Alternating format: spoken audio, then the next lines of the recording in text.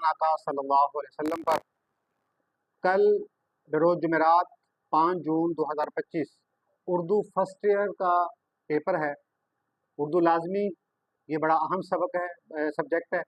अमूमी तौर पे बच्चा इस सब्जेक्ट को बड़ा इजी लेता है कि जी उर्दू है, हमारी कौमी ज़ुबान है, उर्दू मुझे आती है, और इजी लेकर वो तैयारी करता है। लेकिन जब रिज़ल्ट आता है तो उर्दू में उसके मार्क्स कम होते हैं, जिसका असर उसके मेरिट पे पड़ता है।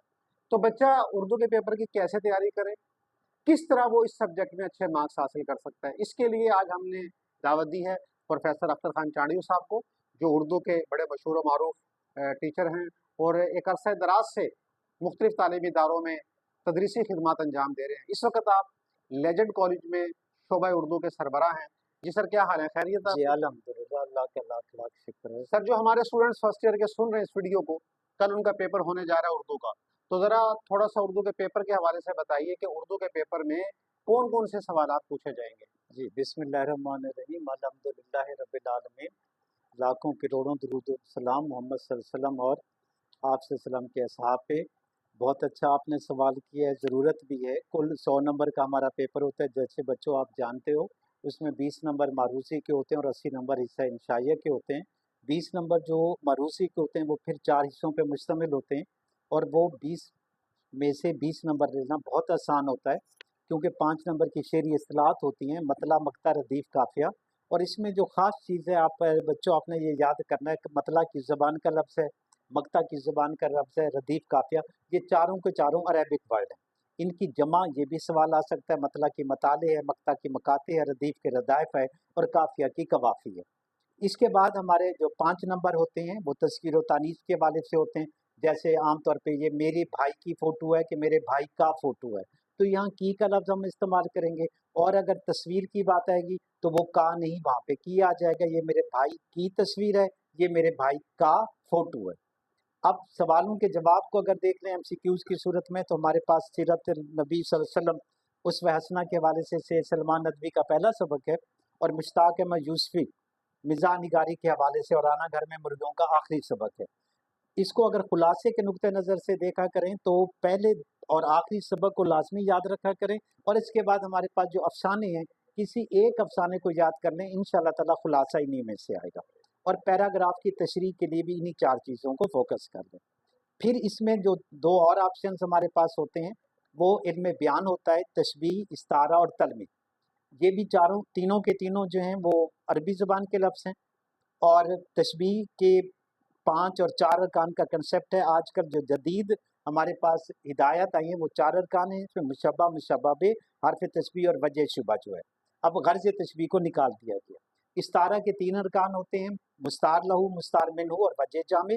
और तरफ़ैन इस्तारा की बात करें तो दो होते हैं इसके अंदर, तरफ़ैन, मुस्तार लहू और मुस्तार मिन्हु। मुशब्बा के अंदर मुशब्बा बे और मुशब्बा, ये तरफ़ैन तशबीह होते हैं।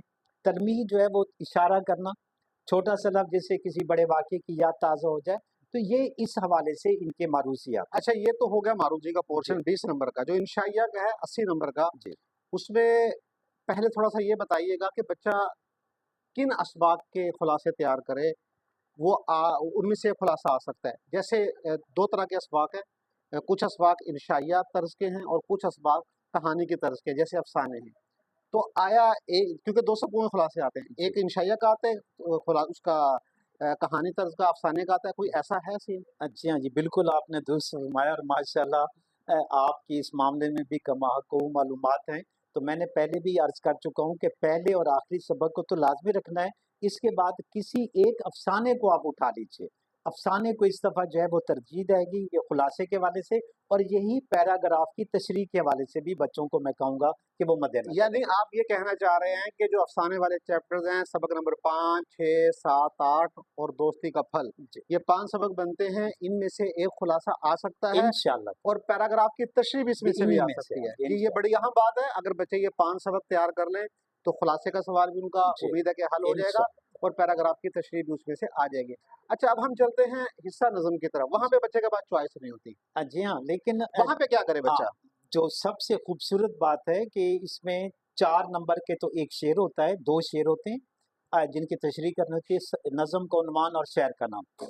आम तौर पे जो पहली नज़म और आखिरी नज़म है, اب ہمارے پاس کیونکہ قطعات آتے ہیں اس کو ہم چھوڑ دیں گے، قطعات موسٹلی نہیں آتے، بہت کم آتے ہیں، تو نظم کے والے سے سراغ راہرو کی جب ہم بات کرتے ہیں اس کو اہمیت دی جاتی ہے، حمد اور نعت، ان تین چیزوں کو کر لیں انشاءاللہ تعالیٰ تشریح کے والے سے یہ ان کے لیے بہت یعنی کہ مناسب ہے حمد نظم اور سراغ حمد راہ نعت اور سراغ سراغ راہو، زبردست، بہت اچھا ہے یہ سر نے بات بتائی، کیونکہ وہ اس میں چوائس نہیں ہوتی بچے کے پاس، تو اگر یہ تین نظمیں بچہ کر لے تو امید ہے کہ اس میں سے اس کا یہ مسئلہ حل ہو جائے گا۔ جی بالکل قصہ غزل کی طرف آتے ہیں، اس میں سے بھی بچے کے پاس چوائس نہیں ہوتی، جی، کسی لیکن ایک غزل میں سے تین اشعار آتے ہیں، اب وہ جو کیسے نیا کریں؟ سلیبس آئے تو اس کو ہم سامنے رکھیں تو ہمارے ہاں میر تک کے میر کو کسی صورت میں نکال نہیں سکتے، اس کے بعد تین شعر جو ہے اپنا، میں شاعروں کی بات کروں، فیض احمد فیض، حسرت موہانی اور احمد ندیم قاسمی، اگر ان تین شعراء کی آپ غزلیں یاد کر لیں تو انشاءاللہ تعالی ہمارا فرسٹ یا سیکنڈ ٹائم لازمی لازمی لازمی اشعار کی تشریح۔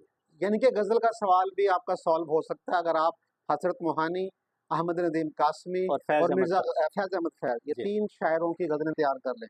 اچھا اب آتے ہیں ہم اس کا اپنا درخواست درخواست اور رسید، ان جی میں سے ایک سوال پوچھا جی ہاں، جاتا ہے تو بچہ کس کو ترجیح دے؟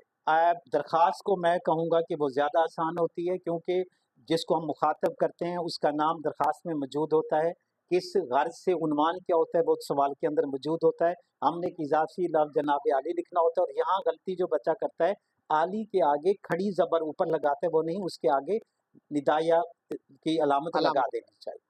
درمیان میں 5 نمبر کی باڈی ہوتی ہے اور اس کے بعد درخواست گزار، اور دائیں طرف درخواست گزار جو ہے اس کے دائیں طرف ہم نے تاریخ لکھنی، 1 نمبر تاریخ کا ہوتا ہے، 1 درخواست گزار کا ہوتا ہے، اور 3 نمبر باخدمت جناب۔